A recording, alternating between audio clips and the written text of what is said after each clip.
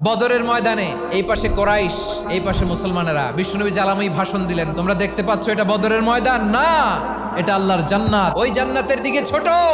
বিশ্বনবীর কথা শোনা মাত্র সাইয়েদনা উমাইর ইবনুল হুমাম বললেন বাখ বাখ, মানে চমৎকার। বিশ্বনবী বললেন মা ইয়াহমিলুকা আলা কওলিকা বাখ বাখ ইয়া উমাইর, আমার এই কথা শুনে তুমি কেন বললা বাখ বাখ?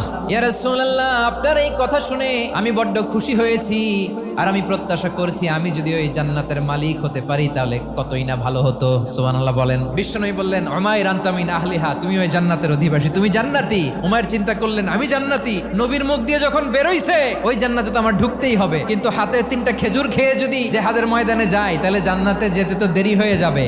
এই চিন্তা আসা মাত্রই খেজুর 3টাকে তিনি ছুঁড়ে মারলেন, তলোয়ার বের করে আল্লাহু আকবার বলে বদরের ময়দানে ঝাঁপিয়ে পড়লেন। আল্লাহর শত্রুদেরকে কচুকাটা করে এক পর্যায়ে শাহাদাতের সুধা পেয়ে নিজেও জান্নাতি হয়ে গেলেন। পড়েন সুবহানাল্লাহ।